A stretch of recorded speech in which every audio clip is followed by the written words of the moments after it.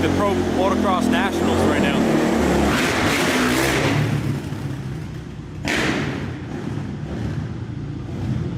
Race fuel.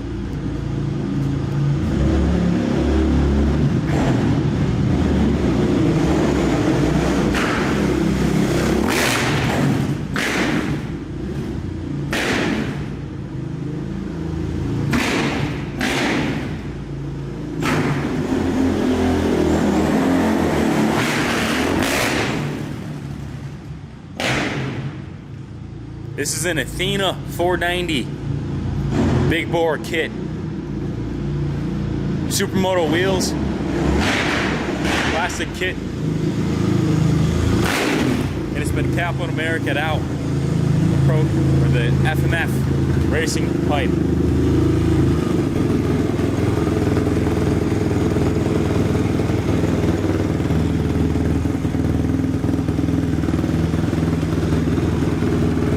DLC coated.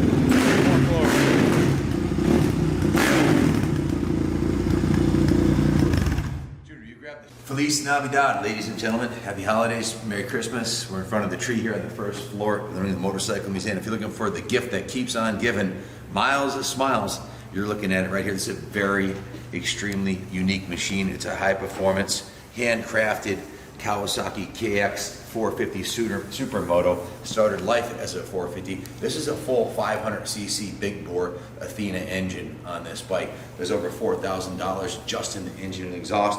Over $20,000 invested in this bike in parts and labor since it was purchased brand new off the floor at the Kawasaki dealership. It's highly modified. About the only thing that's stock left on the frame is the frame. Everything else is highly modified and set up for supermoto racing or riding, and it's an absolute hoot. It is carbureted perfectly.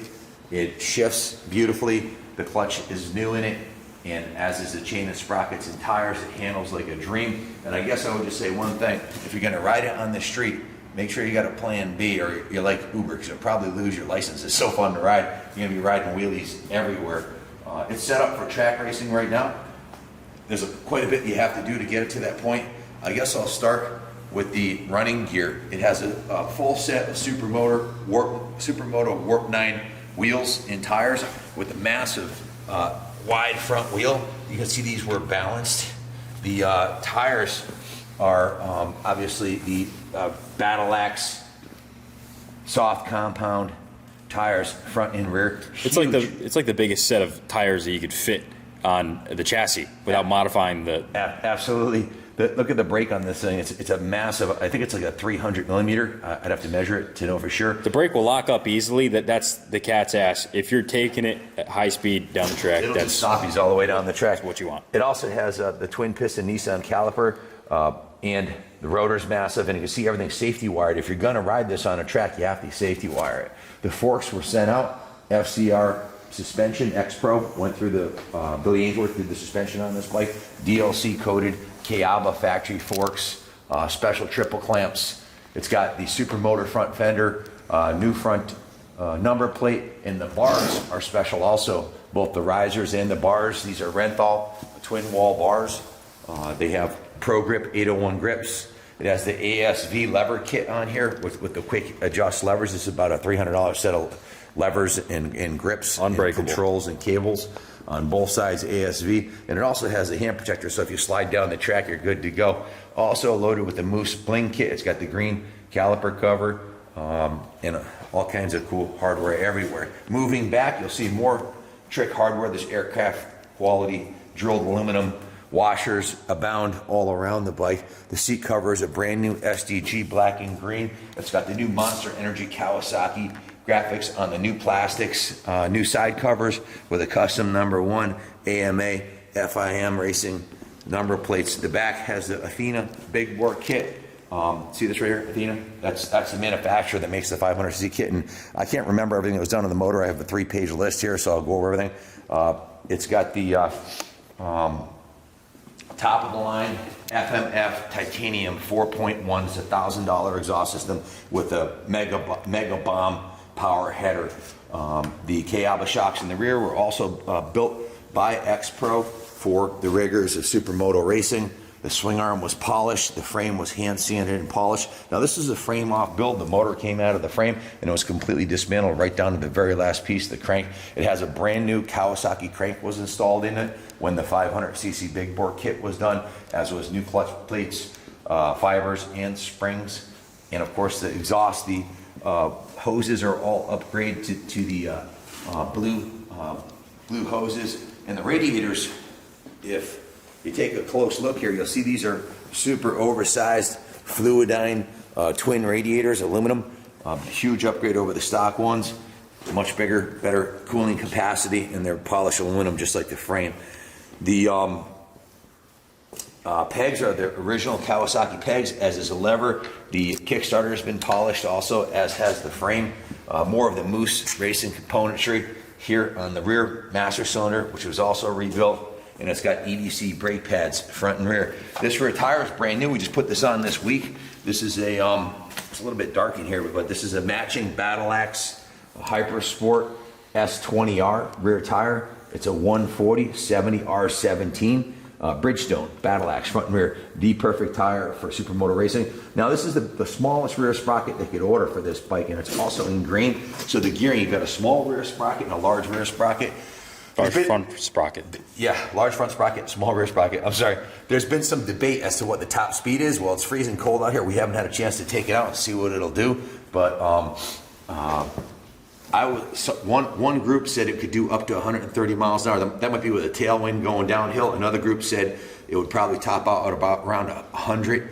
I don't know. I haven't taken it out, but I can tell you this: first gear on this bike is like third gear on a stock one. It's geared so high, and this is an easy thing to change. If you're going to ride this around the city, let's say you're one of the wheelie boys group, and you're riding around the city, you're not going to go out of third or fourth gear. I would put the stock rear sprocket on there, which is an easy thing to do. It's a $50 upgrade, and keep this big one for you doing when you want to ride it to the beach or the highway or whatever. It's set up for Supermoto track racing on a track like Thompson Speedway, where you can rip down the back straightaway at 100 miles an hour. A lot of cool things have been added to it. It has a TM Design Works chain guide on the back, chain glide plate. The swing arm was polished. It has the bling kit on the axle also. All of the washers are all the aircraft quality drilled washers. It's got a new shock guard here. You can see it has the factory connection spring on the shock when X-Pro rebuilt the suspension using the factory connection equipment. This tank right here is a overflow tank that you wouldn't see on a stock motocrosser. This is set up for road racing. To take it out on the track, it had to have the tank here and this tank right here as overflow, so no oil would go onto the track. Stay on this side for a second. I want to show them the Moose Racing shift lever. This is a beautiful, if you zoom in on this, beautiful Moose Racing shift lever to mat. The green and gold goes really well together. This is a gold chain. It's got a little bit of the white chain lube on there, but if you took that up, it's a nice shiny gold. The cool inspection covers here, and you've got this other overflow bottle right here for the carburetor, so nothing goes on the track, and everything is safety wired on the bike. That's required. Just a beautiful piece. Going over the build sheet for the motor. I'm going to read it from the top. Let's see, it's got top end gasket set and a brand new crankshaft from Kawasaki. That was $251 for the crankshaft. New tappets, new seals, new springs for the engine valves, new retainer valves for the springs, new split keeper valve for the springs, new exhaust valve, new intake valves, new ball bearings, new chain, S8X. Can't read it. It's my glasses on. Two new guide chains, new springs for the clutch, new plates for the clutch, new friction plates for the clutch, new steel plates for the clutch, and new release for the clutch compressor, a new clutch rod, new bearing needles. Page 2. New compression shaft, new rotor pump scavenge, new cover for the pump, new ring snap, new shaft oil pump, new cylinder kit. Now the cylinder kit alone is $677. It's a Athena.